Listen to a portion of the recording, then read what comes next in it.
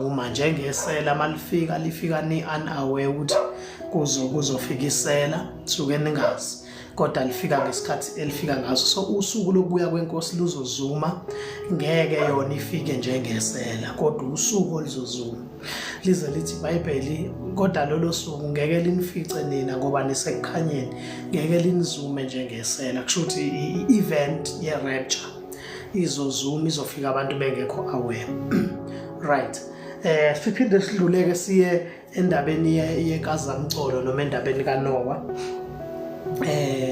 indaba kaNoah sifundile futhi last week ukuthi indaba kaNoah yona ihlukile amen asibingeleleke egameni lika Jesu Kristu ngiyabingelela kubazalwane bonke abasijoyinayo uProfet uZingcobo lo egameni lika Jesu ngiyumntwana kaNkulunkulu ngisindisiwe ngasindiswa ngisindisa usuku nosuku ngiyayiphila lensindiso ngokusizwa inkosi nomoya ongcwele ngegama lika Jesu lisaba kakhulu ke ukungena ezintweni ezimahlazo nezono uNkulunkulu uyangisiza kakhulu endleleni ngiyabingelela kunina nonke egameni lika Jesu Kristu inkosi bonga kakhulu ke bafowethu sisabuya kwindaba yethu ya last week la sikhuluma khona nge-rapture sinama-parts awu-3 e-rapture ngicela ngaphuthi wonke number 1 singenile ku-part number 1 we-rapture la sibuke khona izinto ezikhulunywa abantu nento ezikhulunywa izwi likaNkulunkulu sibukile number 1 ukuthi sicheke izinto ezidida abantu ngezwi likaNkulunkulu okokuqala sibuke indaba yokufika kaJesu njengesela elithi iBhayibheli lolo suku liyofika njengesela sakhuluma ukuthi uJesu akazi ukufike isela zandile intshumayelo ezithi uzofika ntshontshe ibandla kungaboni umuntu kune secret rapture that is a lie sikubonile akukho ezwini lenkosi alikho nevesi elisho leyona kodwa ivesi abalikhothayo bakhotha ukuthi uJesu uzofika usuku luzofika njengesela yes luzofika njengesela kodwa akayi kuba isela yena usuku luzofika njengesela ngoba isela lifika ni unaware ukuthi lizafika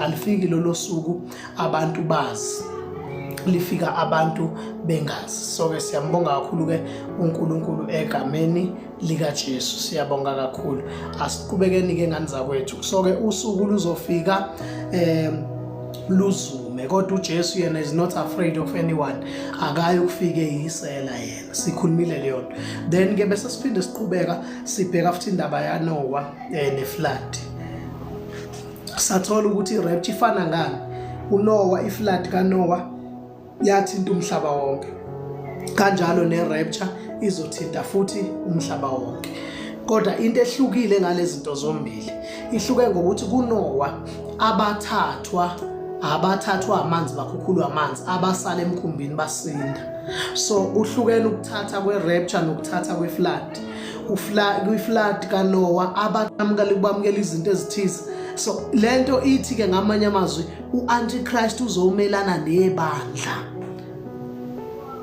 njengoba kade kuyi-COVID nje kuthiwa hlalana endlini ningenzi lutho upractice ukuthi ufuna ukucheck ukuthi izwi lakhe seliyazwakala yini the whole world iyakwazi ukulalela izwi lakhe because incwadi yesambulu ithi balandela isilo bemangele yabona ukulandela into errong kodwa umangele ukuthi imina lo and lithi iBhayibheli akekho ozothenga nongathengisa engenalo uphawu yabo lento izoba kuphoqa abangcwele ufike la khona benqaba ukuyithatha uphawu engifuna ukusho kule part yesibili ukuthi ungalithatha uphawu noma ngabe kwenzekani noma kufikani ungalithatha uphawu fikile isikhathi seCovid kwaJova kwathiwa sijoveni sonke kwathiwa wonke umuntu ajove abanye baphelelwe imisebenzi kuthiwa abajove wayetesta lo obusayo because uma sikhuluma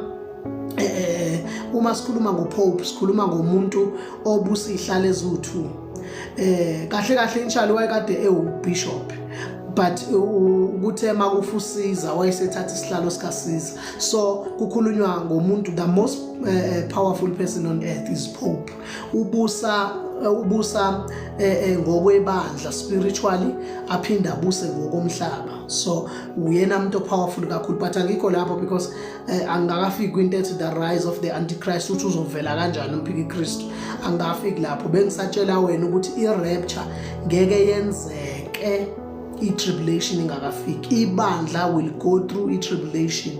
Indlela yethi idlule ebuhlungwini. Uthi uJesu uma bekwenza emthini omanzi kuyoba kanjani kowomile. Athi lezi zinhlupheko ezingivelele ziyonivelela nani. So ngamanye amazwi iyangixa ibandla lingafuna ukungena kwi-persecution elilwayo. Lithi hayi uNkulunkulu asimiselanga ulaka. Enye into ulaka, i-persecution enye into. Ngichazile ngathi khona ama-birth pains. uMatthew chapter 24 uhlukaniswe amasilokhu zawu-3. Uzokutshela there are birth pains ezaqala ngathi nje uJoseph evuka kwaqala ama-birth pains ukuhlushwa webandla. Then kwadlula lapho sesina manje sesizongena kwi-period lokhuza ye-tribulation and persecution yebandla. Then sizothi masidlula lapho i-great tribulation noma i-wrath of God, ulaka asimiselwanga ke lona ke singene, because ulaka lizobe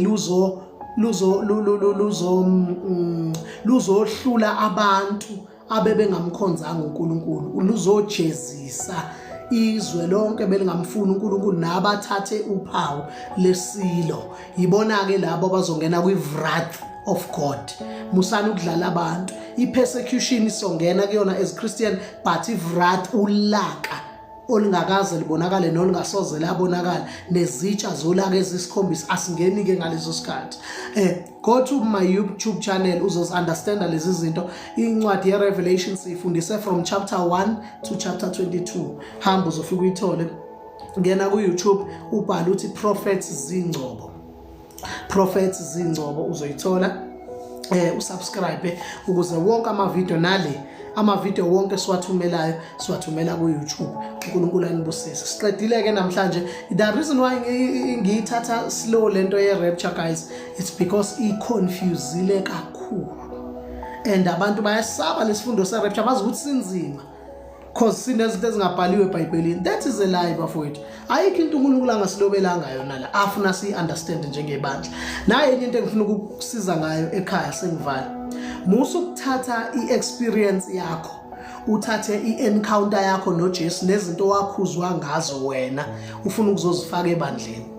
uJesu into afuna igcinwe ibandla uyibhalela, afuna nje igcinwe ibandla lonke usibhalele yona ezwini lakhe. Afuna igcinwe wena, ufika kuwena akutshele ngayo.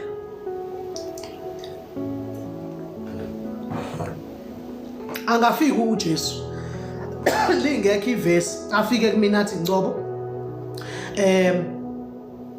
enza ukuthi bese ngiyakwenza lokho mina. I-problem mase ngiyoma phambi kwebandla ngithi uNkulunkulu wathi asenzeni ukuthi mawungakwenzi uyesihogweni. No, bazongibuza abahlola imibhalo ukuthi ikuphi lento sitshela yona evesini. Niyabo, ake ngilinganise bafowethu. Akukho evesini la uthi asiqokothayi. Lingakhuluma ukugqoka t-shirt kodwa akusho ukuthi mawufaka uthayi. Alikho ivesi elikhuluma ngothayi. Ifike kumina inkosi ithi ungashumayeli ungalifakile ibhantshi ungawufakile uthayi. Alikho ivesi elisho leyo nto. So alikho ivesi elisho leyo. Kuma mina sengisuka ke mina sengiya ebandleni ngiyotshela ibandla ukuthiwa sifake nothayi. No, kwakutshelwa mina uNkulunkulu into afuna sigcine eyethu sonke uyilobe phansi ezwini lakhe. Lithi iBhayibheli likulungela ukufundisa nokuyala nokuqondisa umuntu kaNkulunkulu ukuze apheleliswe emsebenzini emihle. Izwi ke lelo. Uyabo? Kodwa ukuthi usithathe lo bakho ubufakazi ufuna ukusifundisa ngabo bese uyasithethisa futhi ukuthi sibugcine, awenzi kahle. Siqeda kanjena ke namhlanje. Ngithi azi kusuka namhlanje ukuthi ibandla lizongena kwinto ekuthiwa yini i-tribulation. Ngeke lingangena. Ibandla lizopersecute, ibandla even i-early persecution ibe khona kwibandla elingaphambili. Naleli lithina lizohlushwa, lizolwiswa, abanye baze bangene ngisho ekufeni uJesu engakabuyi ukuzolanda ibandla. So all Christians will go through i-tribulation, right? Ngoba i-tribulation imiselwe isikhathi esiphila kusona. Then masidlula kwi-tribulation uJesu uzobuya ke azolanda ibandla. Monday sobe sesingena ke kubuyeni kwakhe kwi-rapture ukuthi i-rapture yenzeka ngasiphi isikhathi se-tribulation, because i-tribulation izoqala ibandla likhona bese lithathwe ngibandla kusale i-wrath of God, ulaka lukaNkulunkulu. U-antichrist ngiyaphinda igama elithi antichrist lisho instead of Christ. la kufanele ngabe kutholakala khona uChrist kutholakala yena. Uzomelana nebandla hayi nezidakwe engakholwa. Musani uqamba amanga nithi uzomelana nezidakwe. Hayi ibandla lobe lingasekho wosala buse idakwe. Alisho njalo izwi, alisho njalo izwi. Izwi lithi uzosala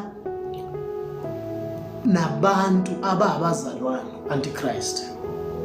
So ke injalo part 1 wethu sasichaza ngeflood kaNoah, sachaza